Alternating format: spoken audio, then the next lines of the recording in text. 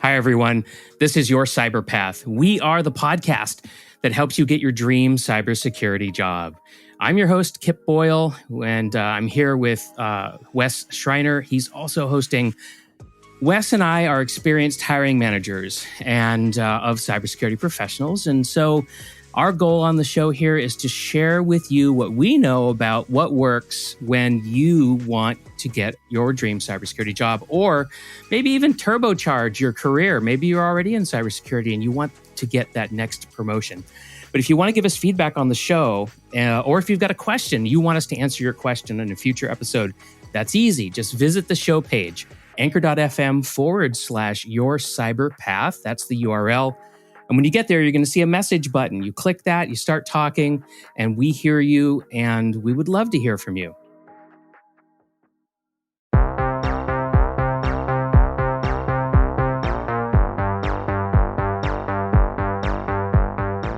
So we've said this before. Every hiring manager, although they are engaged in a highly regulated activity, which is hiring, they do their jobs a little differently. They bring a different perspective. And so Wes and I think it's valuable for you, dear listeners, to hear from other cybersecurity hiring managers. And we also think it would be great if you could hear from people who don't work in the United States. And so today we've got somebody who's going to check both of those boxes. We have a guest. Please welcome Annalisa Miller. I'm so glad she's here with us today, Kip. She's going to bring a lot of new and interesting ideas to how we look at pursuing our career opportunities. I think some of it's going to be brand new and totally different than what we might do in a Seattle environment. And then another part of it might be, wow, it's actually pretty much the same across the world. And I think that's going to be a powerful insight from today's conversation. I'm really glad she's here. Hi, Annalisa. Hi, Wes. Hi, Kip. Thank you so much for inviting me. It's a real pleasure to be speaking to you both. I've been looking forward to it, and I hope our discussions are useful. Well, tell us a little bit about your career background, and maybe salt us with a little bit of interesting things about your life and what you do for fun. Fun, eh? Yeah, I suppose Some of us in cybersecurity have fun occasionally. We're allowed. I currently work for a company called Spectrus. I've been there for the last 3 years. And sounds like a James Bond villain. I'm sorry, I just have to say that. Keep going. Yeah, thanks for that. My husband said that to me when I joined, and do you know what? It does, and it is the best kept secret when it comes to companies. Not quite as evil as something out of a James Bond film, but a really, really brilliant company to work for. So we make widgets and gadgets. I think the official line is we make high precision instrumentation, and we do that for a really wide variety of industries and businesses. So we provide customers all around the world, in the US, in Asia, and all across Europe, with high-tech instruments and test equipment. And it ranges from high-tech products that measure ketchup manufacturing to make sure it's the right consistency. We have oxygen analyzers that are used in life-saving incubators and ventilators. We work with car manufacturers on all sorts of testing, including self-driving cars using 5G networks. And this year, we had 200 of our sensors on rockets that SpaceX sent into space. So, I mean, and there's like thousands and thousands of other brilliant things. It's so brilliant, but no one's ever heard of us. So there you go. And my role at Spectrus is, my job is to make sure that we keep all of our information, all of the information associated with our brilliant business, as well as our systems and our networks. I keep them safe and secure, and I am their Chief Information Security Officer. And I've been doing security work for longer than I care to admit, more than 2 decades now.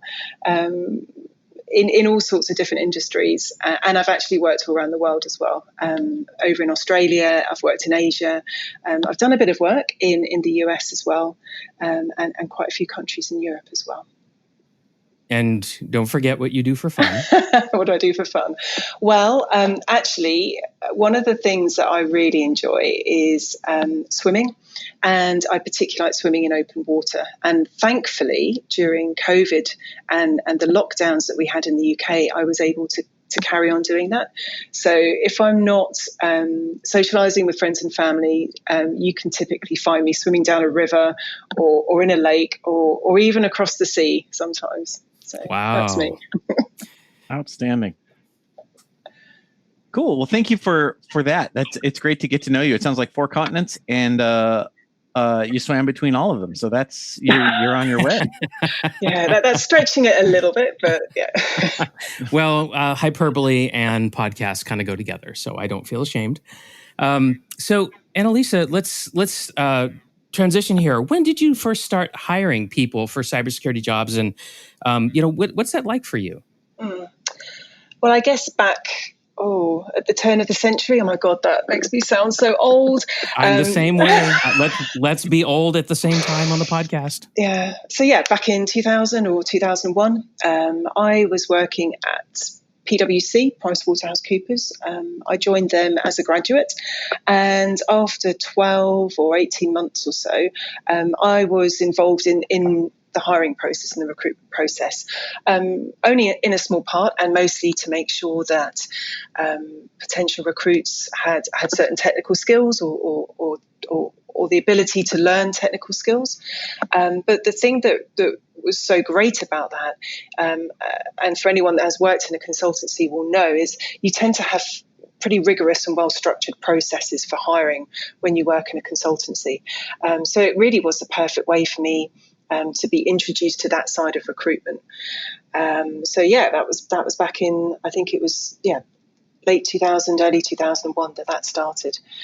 A year or so after that, I did a bit of traveling, ended up in Australia, and I got a job in the security team at Nestle. And not too long after I joined, the remit of our team grew. We had a lot of work that we needed to expand into a number of different areas, and I was able to recruit my first direct report. And it was tough because I was in my early 20s, and people back then working in security were typically a lot older than me. So I had some anxiety, I guess, about hiring people who I felt had a lot more experience, but they didn't necessarily have the technical expertise that I had. So it was definitely an interesting process to go through. And I'm really proud, actually, to say that the first person that I recruited to report directly into me was another woman, which I would say back in the sort of early 2000s was quite unusual for 2 women to be working together in a security team. Yeah, I would say that's true. I've hired some women as well. And I know that the larger conversation right now is on diversity, right? All forms of diversity. I should also say that I'm the father of 4 daughters. So I'm really interested in access and and diversity from that perspective. So I'm glad you brought that up. Yeah, and I think you're right. Diversity is, it's an often used word, isn't it? And I don't think it's just about gender. I think it goes a lot further than that. I think really now when I'm recruiting, I don't focus too much on gender or race or even background necessarily. It's more about diversity of thought. And when I'm recruiting now, I'm really looking to build high-performing teams. And I think you can only ever have a high-performing team if people think differently and bring a different perspective. And can do that with some courage in a safe environment. And that safe environment comes when you're prepared to support your colleagues. So Right. So those are the qualities that I really look for when I'm recruiting now. And that's a whole different podcast that we could do and probably should do, right? Because there's so much to unpack there. There's emotional intelligence, and then there's, feeling safe to speak what's really on your mind, and so there's these rare qualities, right, that a team has to have in order to take full advantage of true diversity. And I would love to go to that place, with you, perhaps on on a different episode, but how intriguing. But hey, Wes, I think it's time for you to pitch Annalisa a question. It probably is. Thank you. So Annalisa, as we start looking at a career path and what a person is looking for in their next role, what would be the first step you would recommend somebody take in that process? I think it's really important, first and foremost, to not stand in your own way. I think it's something that people do sometimes without realizing. I think there's enough out there that can get in your way without you doing it yourself. So I think the first thing to do is to focus on what you can do, focus on what you enjoy, and focus on how you want to grow.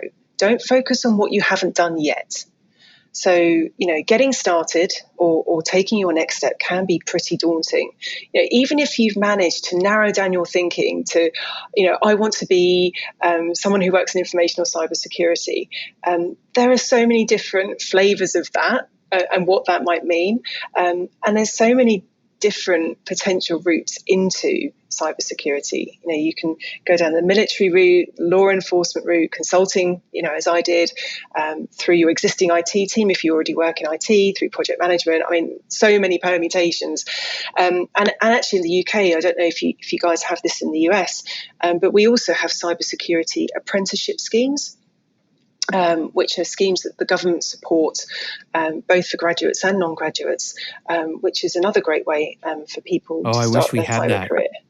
Yeah. I wish we had that as a formal thing. Actually, in the US, some companies offer that as part of building their talent pipeline, right? There's some forward-looking companies that do that. Certainly the US military and some of our federal government institutions will do those sorts of things, but it's on a very organization by organization basis. But I know a lot of people have asked me about that. Hey, how can I get an internship? How can I get an apprenticeship? I think that's a brilliant scheme. It's so funny, that word scheme. Americans don't like using that word. Anyway. Initiative, let's go with that. It has negative connotations in the US, right? Isn't that crazy? But it's a perfectly fine word. Anyway, I wish we did more of that. Yeah, it is great. So yeah, I think definitely don't stand in your way. But once you've made that decision that that's the step that you want to take, you've got to really, really want it. We spend a very large proportion of our time and energy doing our jobs. Well, I certainly do. And I think it's really important that you enjoy what you do. When you're applying for a new role or you're thinking about moving into something like cybersecurity, you need to know that you're going to enjoy the fundamental tasks and activities associated with that role. You also need to buy into the company that you're looking to join. Are you interested in what they do? Do you agree with their values? And I think really key is be honest with yourself. Be absolutely sure that you want to do this role. That can be difficult, right, Wes? Well, so usually when I'm encouraging folks and they're pursuing, they're between opportunities, right? I recommend they pursue multiple roles at one time, right? Pursue them in parallel. There's oftentimes a long response window for some companies, and so is there? How do you rationalize the spray and pray method with the make sure you really want it and you're going to enjoy it method? What's the right balance there? Well, I think you make a really good point there, because I guess what I was saying might have sounded like I was sort of very close-minded. Oh, you must know, you definitely want to be an ethical hacker and that's it. That's not quite what I meant. I think the spray and pray method is I don't fine. think that one works either, for the record. I don't think spray and pray is either. But there's somewhere on the continuum that is a good answer, right? And I don't know how to find that exactly. I mean, I have some ideas. I'm going to throw it out there. I think that there's career searching should go in waves, and I think you on Monday of your career search start, you apply for 8 jobs that you think are in that Monday, Tuesday, that you think are good choices. But then you slow down on your application process and you see how do those 8 move through the process. And usually in a 2-week period, You have a couple that have moved through, and a couple that have fallen on deaf ears, and then you start another wave going through 2 weeks later, and that way you've got some methodology to how you're approaching your job search, and you've got some thought into which roles you're applying for. I think if you did one every 2 weeks, you would be here a long time. And I think if you did 100 every 2 weeks, you would be exhausted and worn out and unable to appropriately respond to all of the ideas and pursuits that may come your way.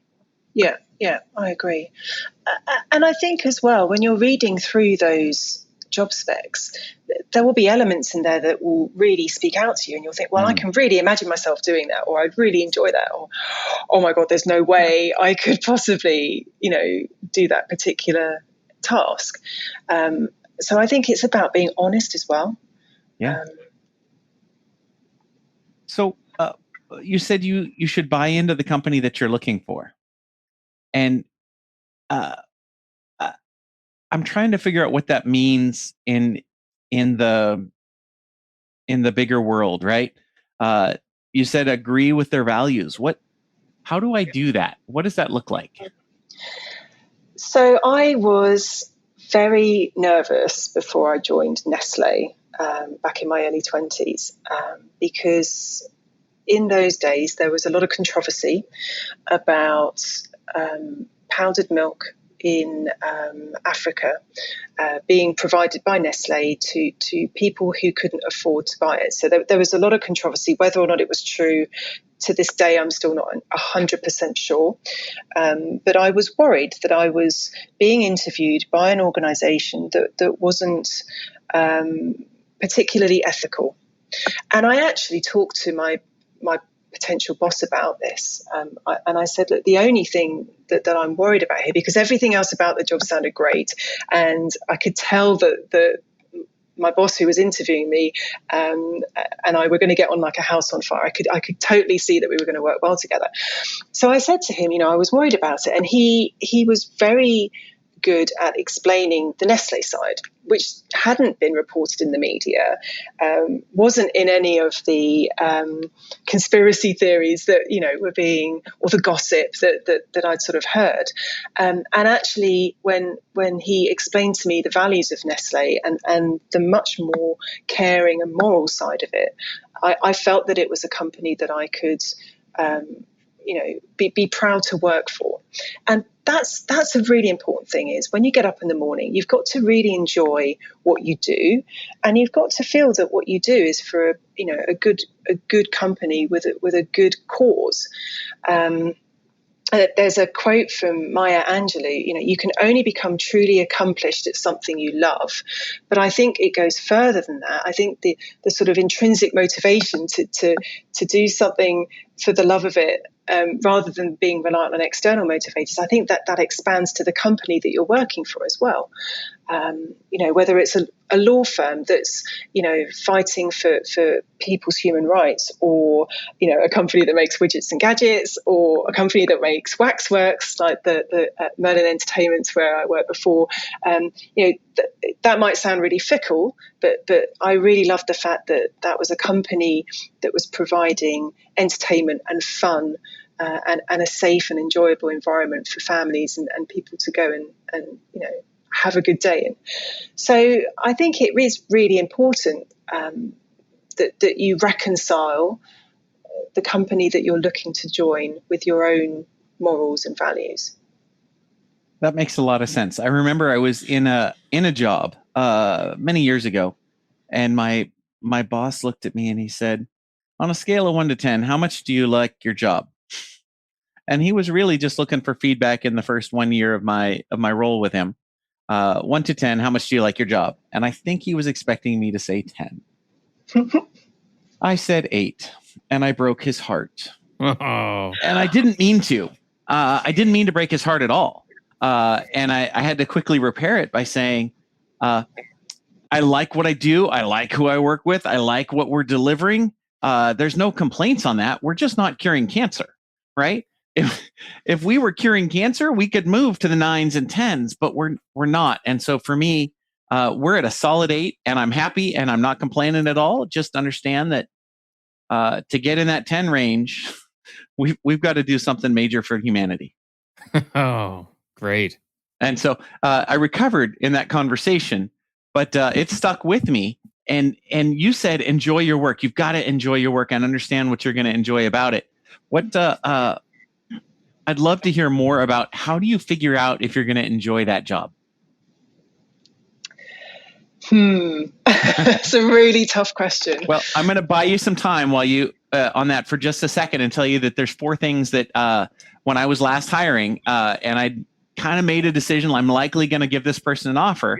I would come back with, let me describe the team to you, right? There's 4 things about this team, right? One is we're gonna do big things. We're gonna have big hardware, and we're gonna work on big hardware and big things.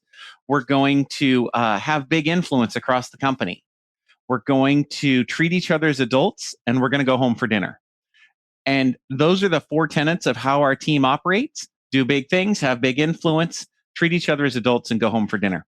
And if that's the kind of lifestyle you're looking for, then we've got an opportunity for you, right? And I say that to say, I never had the highest salary. Most anybody who came to work for me could have worked for bigger salaries at other places, but the opportunity to work with those 4 tenants was a big deal for a lot of the folks who came to join our team. That sounds like you. Sorry, I was going to say it sounds like you provided a great environment with those 4 pillars. And a very I mean, you can ask them whether or not we actually lived them or not, but we advertised them and we did our best. Well, and I think, Wes, you deserve credit for bringing that up, right, in the interviewing process, because I can tell you from personal experience, like that's rare. That was a rare thing for me to have somebody that I was interviewing be so bold and so upfront about it. And I just think that you really served your interviewees well when you did that. Well, it helped me win talent, right? This talent could work anywhere they wanted to. These are 20-year veterans of security. They can work anywhere they want to. In fact, some of them don't have to work if they don't want to. And so I've got to find a way to interest them in what we're doing here as better or more beneficial to them by being here. And so I did that. Now I need to clarify in my and home for dinner statement, right?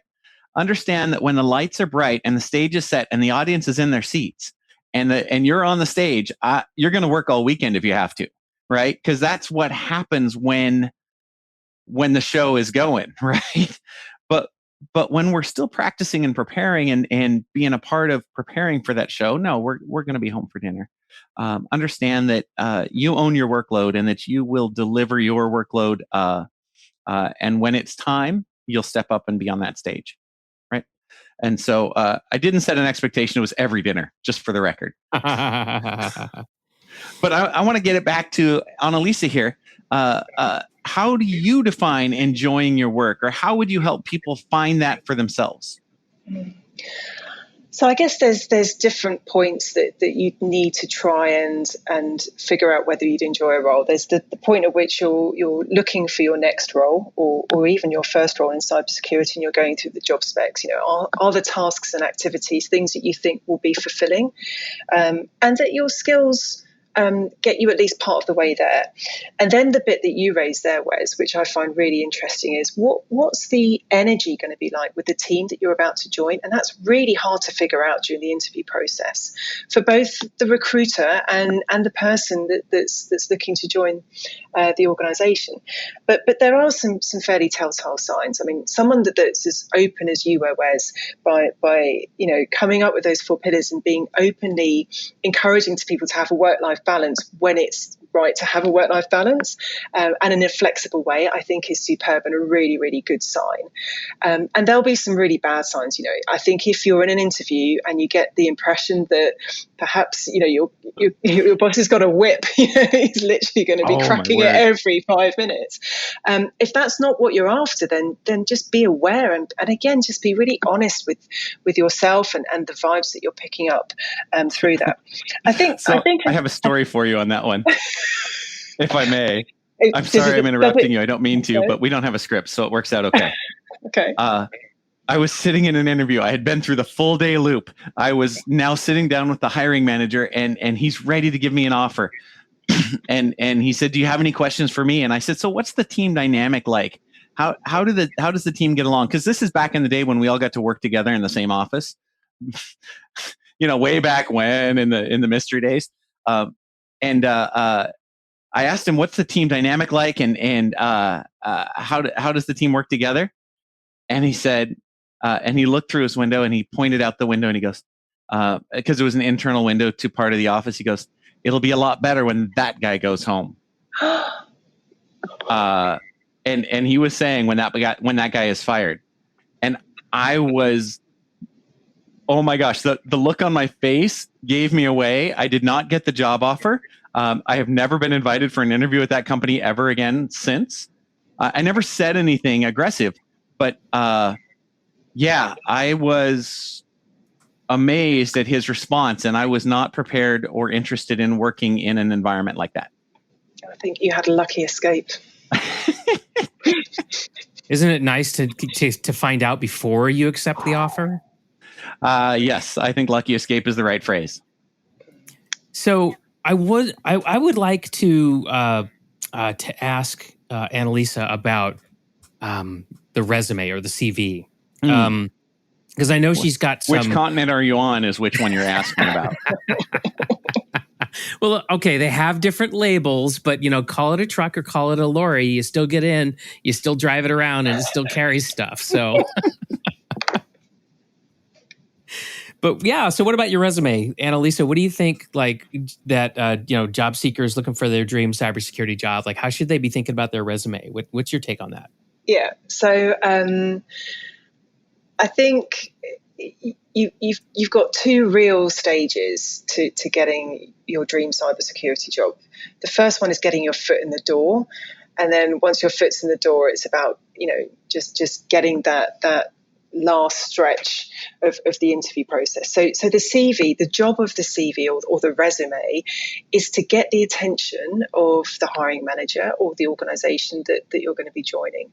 And to do that, you need to make sure you do yourself justice. You've got to really bring out, any transferable skills that you've got or any relevant experience that you have, and make sure it reflects what the job spec is actually asking for. So if you're really keen for a job, you may need to tweak your resume. You may need to just adjust it slightly to make sure it really prioritizes your skills or reflects your skills in the same way that the job spec appears to be prioritizing them. And don't be afraid to do that. It's okay to have multiple versions of your resume, because once your hiring manager has read your resume and wants to then meet you, your next job then is to really do the sales pitch, and to go into a lot more detail about your skills and the way that you will help your hiring manager solve all the problems that he's hiring you to solve. So I think it's important. Focus on yourself, focus on your skills. Don't worry too much about what other people are doing, although there will be certain things that you need to be cognizant of. So, at certain points in my career, it was a really good thing to have quite a long resume that had a lot of technical detail in.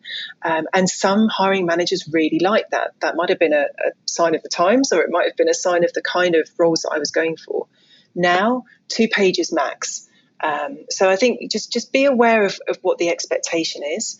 Don't be afraid to ask, and make sure that you're really focusing on your core skills. If I can ask a question here, the customizing a resume is sometimes a very time-consuming endeavor, and I find some people get lost in it. They go off to customize their resume, and they're gone for 3 days, and by then the job opening has closed, and they're no longer taking new applicants.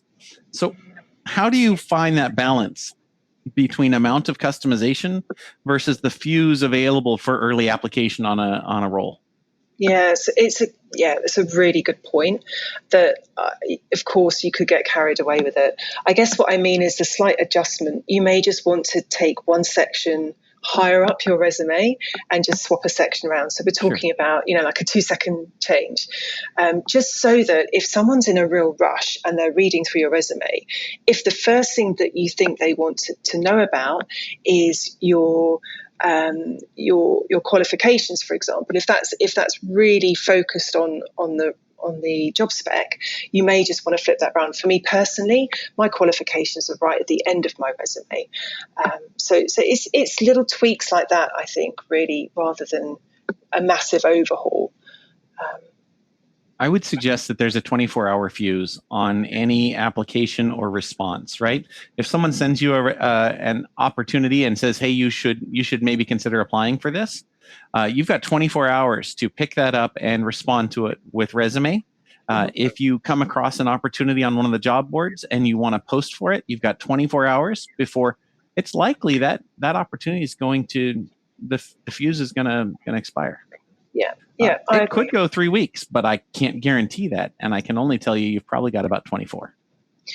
I think it's also really important that the point that you're making as well is put a time limit on it as well, because when you're applying for a job, I think you do also have to prepare yourself for some rejection. Not every job that you apply for will end up in an interview, and not every interview will end up in a job offer. So I think you have to be ready for that. And with that rejection, of course, you're going to have a bit of a turnaround on your applications. I like the idea of putting the work that you do when you are modifying your resume in a time box, right? I often do that where I'll say, right, I've got 10 minutes to make, to modify this resume for the position that I'm seeking. I like that because it forces me to focus on what's truly important, what's really going to move the needle, rather than me saying, oh, I don't like this font. Oh, God, I need a better synonym for this word. Because there's just, I agree with Wes. I mean, it's just such an easy trap to fall into. Yeah, definitely. I think you said something very similar to me about content creators here recently, Kip. Content creators create content. They don't draft content and think about it and decide, I'm not sure if I'm ready to publish that yet or not. Creators publish. Right?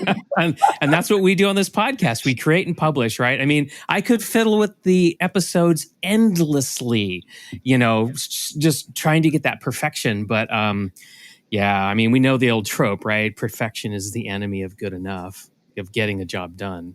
But I don't know. I mean, if you're going to launch a rocket, well, then you dang well better be perfect. But, if anything short of that, be careful. So, Annalisa, I got a couple more questions for you, and I'm running out of time, and I keep taking us down rabbit trails, so it's my fault today. If I was trying to figure out the team dynamics and team structure before I'm in the interview or during the interview with questions that I have during the interview, what would be some ways I might ask about or glean information about the team structure and how the team dynamics interoperate in that interview? Well, one option is just to ask it straight out like you did. Another way could be to, talk about org structures, find out exactly where you sit, who your peers would be, what sort of support you might get from other people in the team. So you could use an organization structure as a basis for that conversation. One time I went for a job and I was a little bit unsure about it, and someone suggested to me, why don't you ask if they'll show you around the office? Maybe that will give you a better impression of the organization, give you a better feel for it. And I did actually ask the company. I said, would it be possible to have a look around the office? And they were very surprised. They were like, whoa, no one's ever asked us that before. It was almost as if it was okay just to sit in one room and make a decision about my career based on having met one person and seeing one room. So they kind of scratched their heads a bit, and they did. They said, no, it's okay. We can show you part of the office. Part of it, I think they had some sensitive stuff that they couldn't show me, but they sort of pointed through a bit of glass and said, oh, and down there is, where you'll see these people. And do you know what? It really helped me. The fact that they listened to my request, took it seriously, and then actually showed me that, the office was actually quite a normal place and people seemed to be, kind of reasonably happy at their desks and kind of talking to each other and stuff. So that was helpful for me. I agree, because you're going to hear them say, and this is where the risk team sits, and this is where third-party risk, and this is where the incident response team sits. Mm-hmm. But you also hear in their tone and in the dynamic of walking around the office, whether or not people wave at each other and whether those groups talk to each other. Yeah. You also get to see if there's people like me that work here already, or if I'm going to be special in some way, that I don't see someone like me already in that role or in that leadership. Yeah, and that in itself can be really daunting. I remember when I was a consultant at one place I worked, it was in engineering. There was an open plan office of about 100 people, and I was the only woman. That is scary. A very different environment. Yeah. Okay, let's move on. We have two more things that we would like to get Annalisa's perspective on, and the next one is the interview. So, how should our listeners think about being prepared or preparing themselves for the interview? Like, what do you like to see candidates do when they show up, and therefore, how they must have prepared? So, I'm, as a hiring manager, keen to meet a short list of people because I want them to know as much as possible about a role. But equally, I'm not going to interview every single person that's applied for the role. So quite frankly, if you've got to that stage, you're in with a good shot. I don't know many hiring managers that are going to go and spend, all day, every day, just speaking to people for the sake of it. They're taking you seriously. So use that time to the best of your ability. Do prepare. You've got your foot in the door now. So enjoy and make sure that you listen carefully to the questions, because they may be asking you competency-based questions, which would need you to follow, a process where you talk about the situation and what you did and speak very much about your personal contributions. Or they may be looking for something different. So listen very carefully to the questions. Take a breath, take some time to think, and answer to the best of your ability. This is your opportunity to showcase your experience, your transferable skills, and your, what you can bring to this organization, to the role. And it's a really good opportunity to do that. Also, part of your preparation, do your homework. Make sure you've got some questions that will help you understand more about the role. That will show your hiring manager that you're genuinely interested, which is always a good thing. But it will also give you the chance to answer some of those questions. It's like you were saying, Wes, how do you actually know about the dynamics of the team? How do you know that you're actually going to enjoy this role? Do a bit of homework about the organization and the team. Think about the challenges that they're probably facing and dig into those a little bit. You may be a bit time constrained in an interview, so you might not get a chance to cover all your questions, but do the best that you can. And try and put yourself, try and imagine yourself already in the role and ask the questions from that perspective. That can sometimes give you a much better perspective of the role when you're asking those questions. What you want to do when you leave that interview is to have achieved two things. The first one, of course, is to have made sure that the hiring manager has seen the best of you and heard about your experiences so that they can make a really good decision. And the second thing, which in some ways is even more important, is that you've come away with a really good understanding of what you're about to get yourself into. So I think it's really about those two things. Excellent. Wes, did you want to ask any questions about that before we move on to our fourth and final area? I think we should keep running.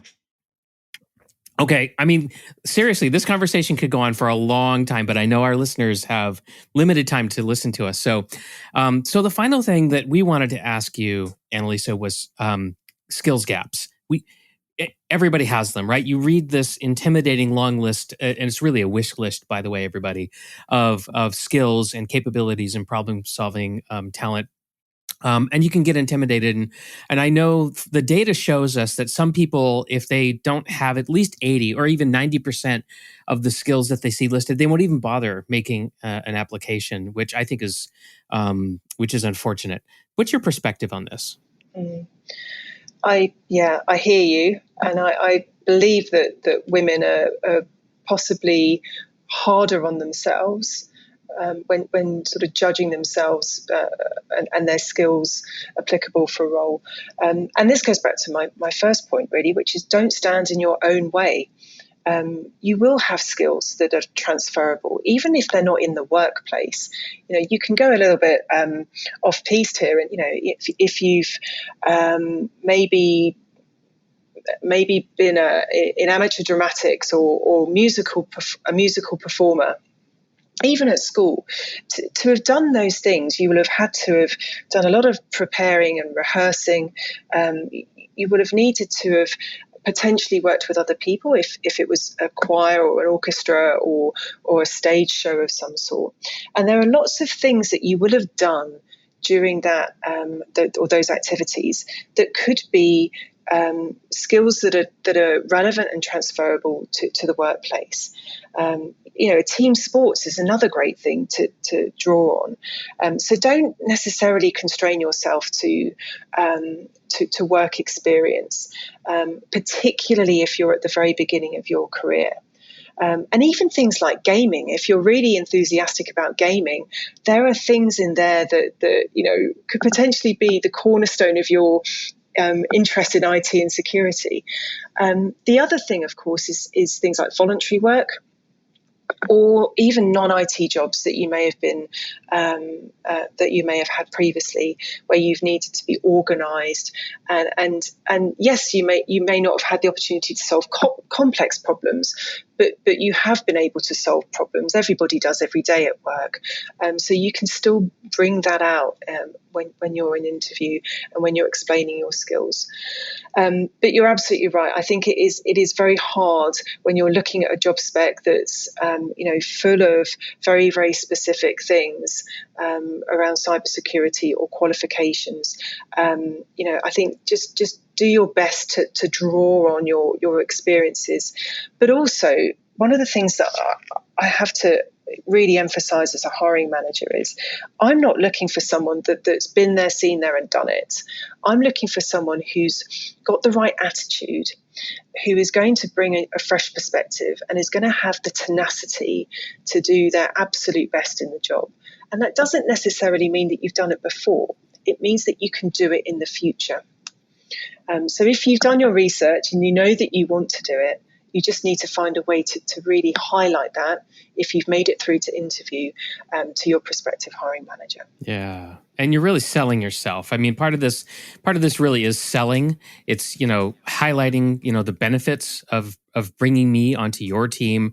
And in cybersecurity, this is really tough because in the broader technology space, people don't like selling. They don't like to being sold to. Most people don't, but they don't like selling themselves. It feels, unauthentic and oftentimes dirty. And so I think that's one of the things that makes this so difficult. They're also worried that they're going to oversell themselves, right? And then find themselves in a situation where people thought they were a lot more capable than they really were. And then that feeds into imposter syndrome.